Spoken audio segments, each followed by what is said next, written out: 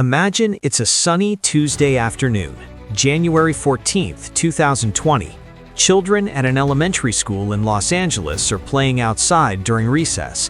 Suddenly, a massive Boeing 777 roars overhead, much lower than usual.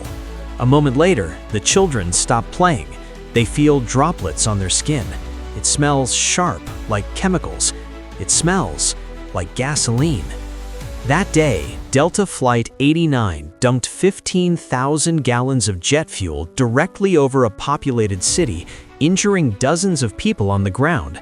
It was a PR nightmare and a terrifying event. But it forces us to ask a simple question. Why did they do it? And more importantly, if dumping fuel is so dangerous that it's strictly regulated, why do planes have this system at all? And why, in many terrifying emergencies, is fuel dumping not used even when it could save the plane? Welcome to Simple Things. Today, we're uncovering the surprising history and science of fuel jettison.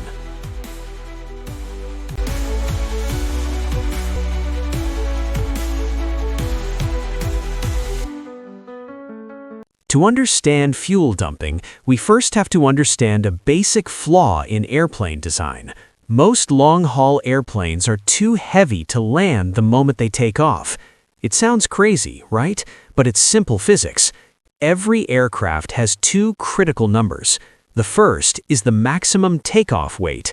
This is the absolute heaviest the plane can be to lift off the ground packed with passengers, cargo, and thousands of gallons of heavy fuel. The second number is the maximum landing weight. This number is significantly lower, sometimes by nearly 200,000 pounds. Why the difference? Because taking off is gentle. The wings hold the weight. But landing? Landing is a controlled crash. When the wheels hit the tarmac, the landing gear and the structural frame take a massive hammer blow of force. If a fully fueled Boeing 777 tried to land immediately after takeoff, it would be like dropping a watermelon from a second-story window. The landing gear could snap, the tires could explode, and the structural integrity of the plane could fail, leading to a catastrophe. Usually, this isn't a problem. On a 10-hour flight to Tokyo, the plane burns off that heavy fuel along the way. By the time it arrives, it's light enough to land safely. But what happens if the engine fails 5 minutes after takeoff? You can't fly for 10 hours. You need to land now. But you are way, way too heavy. This is where the fuel jettison system comes in. On large aircraft, pilots can flip a switch in the cockpit to open valves and pumps in the wings. These pumps shoot fuel out of nozzles at the wing tips, hundreds of gallons per minute. Ideally, this happens high in the sky, usually above 6,000 feet.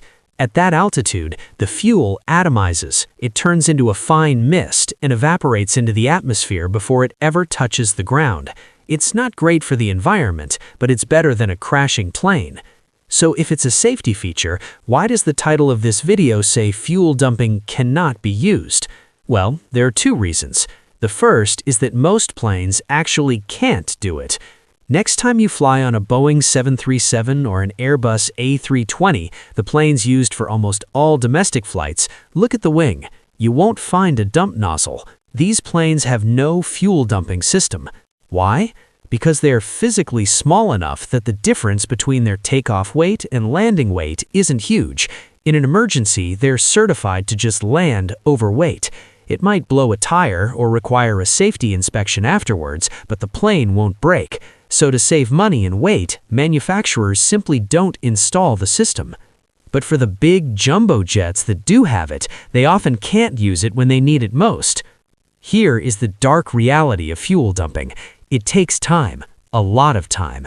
Dumping enough fuel to lighten a jumbo jet can take 20 to 30 minutes.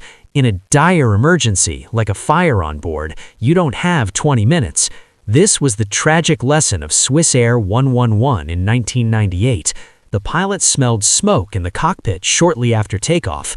They were too heavy to land, so they decided to dump fuel to reach a safe landing weight. They spent precious minutes circling to dump fuel, but the fire was spreading faster than they realized. Those minutes spent dumping fuel delayed the landing just enough that the fire destroyed the aircraft's controls before they could reach the airport. Because of this tragedy, modern pilot training has changed. The rule is now, skin is replaceable, aluminum is replaceable. If the plane is on fire, forget the weight, forget the landing gear, just put it on the ground. Pilots are now trained to ignore the overweight landing warning if the situation is critical. They will land with a full tank of fuel if it means getting on the ground 1 minute sooner. And finally, there is the reason we started with, the environment. Fuel dumping is heavily restricted. You cannot just open the valves whenever you want. You must be at a specific altitude, usually 5,000 to 6,000 feet minimum, and you must be away from populated areas or water sources.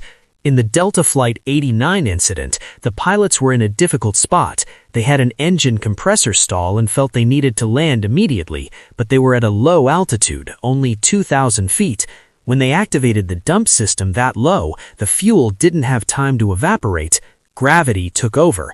Essentially, they poured thousands of gallons of liquid kerosene directly onto a school playground.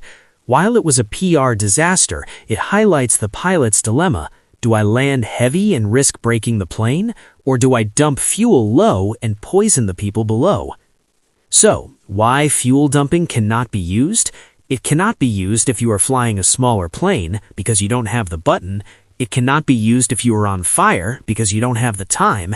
And it cannot be used at low altitude unless you want to cause a toxic rainstorm.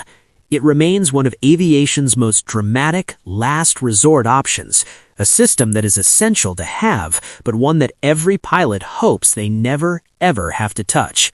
If you enjoyed this flight through history, hit that like button and subscribe to Simple Things for more stories about the hidden mechanics of our world.